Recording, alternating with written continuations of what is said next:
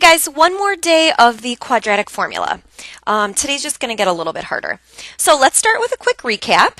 If you have a trinomial written in ax squared plus bx plus c form, let's see if you guys know the quadratic formula by heart. Okay, so x equals negative b plus or minus square root b squared minus 4 times a times c, all divided by 2a. Okay, so hopefully one of my tricks helped you memorize it.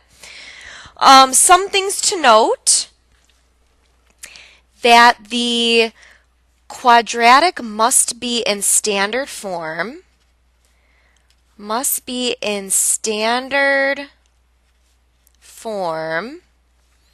and also it must be equal to 0. And then you can cross this one off. So quadratic formula, in order to use it, it must be in standard form, so ax squared plus bx plus c, and then it must be equal to 0. Otherwise, it doesn't work.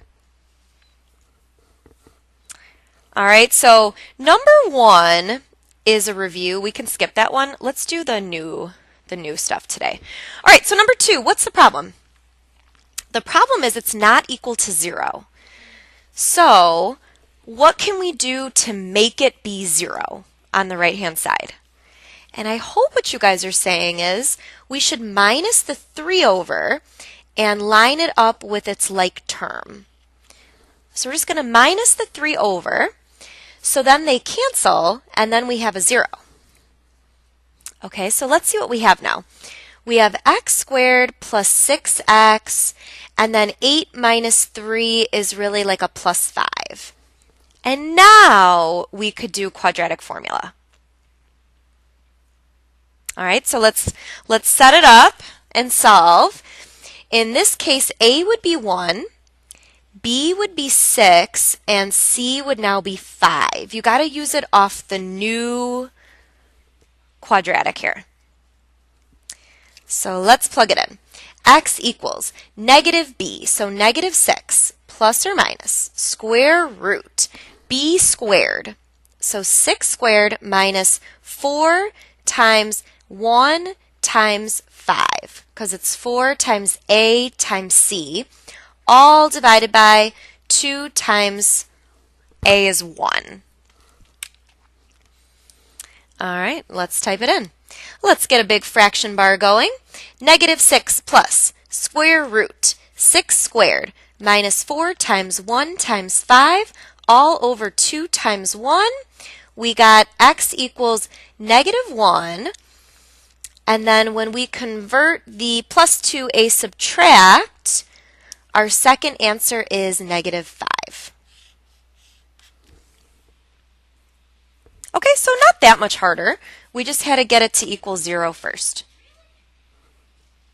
All right, number 3. One more, guys. Let me adjust this.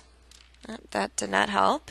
Okay, now number 3, same story. We need it to be equal to 0.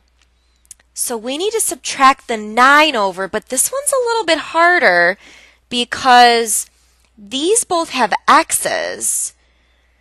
So we're not actually going to really subtract the 9. Let me show you.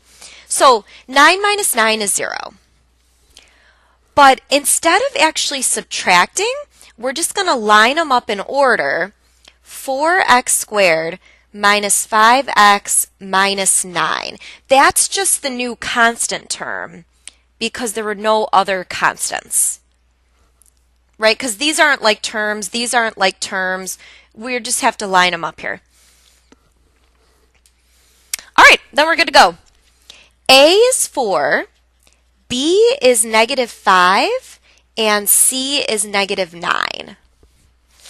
And go ahead and type it into the quadratic formula. So x equals negative b, but a negative negative 5 becomes a positive 5. Plus or minus square root b squared, but remember when you square a negative, you need parentheses, minus 4 times a times c, all divided by 2 times a. And then just type it in. So let's get a big fraction. We got 5 plus square root, parentheses, negative 5 squared minus 4 times negative 9, all over 2 times 4. Okay, so our first answer is 9/4. And then we'll go up and we'll edit that plus sign to be a subtract sign. And the other answer is -1. Oh, sorry guys, you can't see that. There you go. 9/4 and -1. All right, so that's as hard as the quadratic formula gets when you got to have it equal 0 first. All right, nice job, guys.